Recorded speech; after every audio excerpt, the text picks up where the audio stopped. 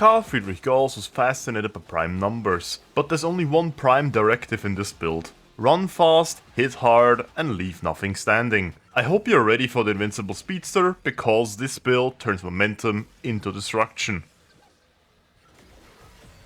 To kick things off, let's break down Gauss's abilities so you can understand how they work and interact with each other, because trust me, once you get it, you'll see why this frame is an absolute monster. Gauss's passive is the core of everything he does. His signature battery doesn't just give you reduced shield recharge delay, it massively improves all your abilities. Keeping this at 100% is the difference between a solid Warframe and an unkillable armor-stripping, map-wiping menace. If your battery isn't maxed, you're not playing Gauss properly, so keep it at 100% at all times. Next up is Mach Rush, the ability that lets you break the sound barrier and allow you to delete enemies before they even realize what is coming to them. While this is primarily your movement tool, it also charges your battery, but let's be real, it's just a side effect of zooming across the map, and that is goated. Gauss is the only Warframe in the game that can actually reach 100% damage reduction with a single ability and no outside help. I'm talking about Kinetic Plating. This thing makes you functionally immortal, except for toxin damage, which can still ruin your day, but that is mostly on any frame the case. But as long as you avoid that, you're gonna be fine. It also converts incoming physical damage into energy for you, so it's basically free energy. It's a win-win situation for you. Another neat effect that it also has is it charges your battery if you get melee hits, so you can go around slamming enemies all day and your battery will be full. Now for the heart of the build, Thermal Sunder. This ability is so busted, it's nearly unfair. It charges your battery, strips enemy armor, and outright kills them at level cap. But before we dive into the breakdown, go into your gameplay settings and invert Gauss's controls. Trust me, it's a good quality of life change that you should do. It makes Mach Rush a tap cast and lets you spam Heat Sunder with a single ability tap. Done that? Good. Let's break it down. Let's start off with the Hold Sunder, which in our case is the hold cast. This is your main way to charge a battery besides slamming enemies. It's relatively simple and easy, no need to run into a wall of Mach Rush like a lunatic. But that isn't all it does, it converts heat procs into blast procs. Why does it matter? Because it expedites all existing heat procs into a single massive blast proc that armor strips. That means all the heat damage that stacks up detonates at once, which can lead to hilariously high damage numbers, up to 2.1 billion. Carl Friedrich Gauss worked with absolute measurements, and I can confirm enemy life expectancy is exactly 0 Kelvin after a few casts of Heat and Cold Sunder. Heat Sunder melts the entire room in seconds, followed up by a Cold Sunder, which instantly detonates every existing heat proc. Even at level cap, you only need a few extra casts to kill anything. This ability doesn't just clear rooms, it just erases them.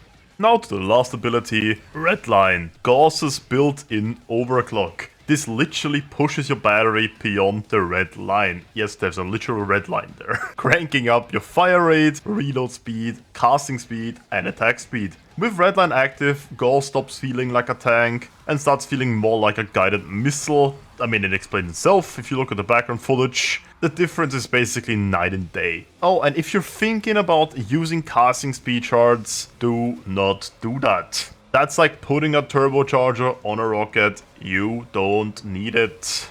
Now that you understand how Gauss and his abilities work and how the build functions, let's do a quick dive into what mods we play on Gauss. In the aura slot we have corrosive protection. This allows us to armor strip with Thermal Sunder when the battery isn't at 100% charge. Do not mistake this with the redline percentage, these are not the same thing. If you don't use this, your battery needs to be completely full to armor strip, but this just allows us to have a little bit of breathing room. For the mods we have Overextended, Stretch, Augur Reach for the much needed range. This explains itself, so we can nuke rooms. Prime Continuity for added duration, making all of our abilities last longer. Rolling Guard for extra added safety when recasting Redline. Archon Vitality to double heat procs inflicted from Thermal Sunder. Prime Flow, Equilibrium, and Arcane Energize for the energy management. This combination is needed if you're gonna be spamming abilities like a madman, which this kit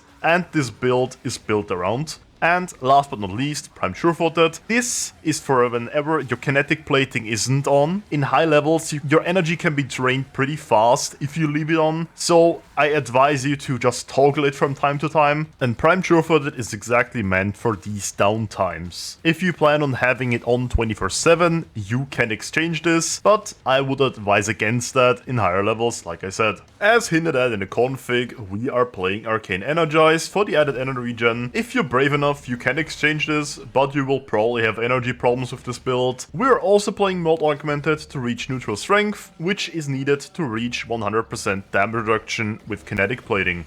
The Arcane shard choice is simple. These are just 5 red duration shards. Good if they're Tau forged, but normal ones would work as well.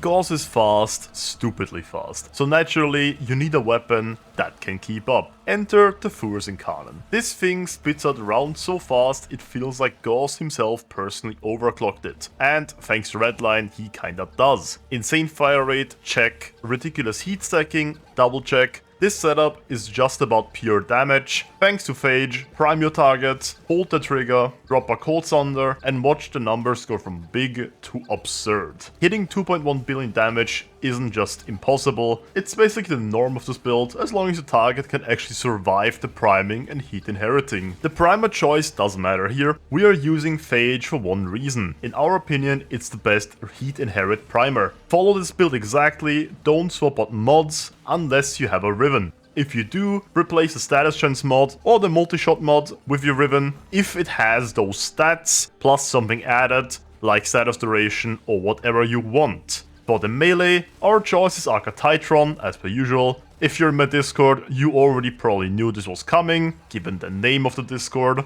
This thing obliterates anything in its path, and everyone who actually tried the setup has been pleasantly surprised, if not outright addicted. For the companion choice, there's nothing fancy here, just the usual Disarm Hound, built for priming and armor stripping. It does its job, no questions asked. If you're mad enough, replace Animal Instinct with Prime Pack Leader, then your dog should be unkillable. I personally don't like it, cause I love my Loot Raider and my Enemy Raider, but I know some other people, which I won't name, which are also part of this channel, who don't run this mod. For the weapon, we are running Batoten. Here's the setup, same thing, just priming and armor stripping.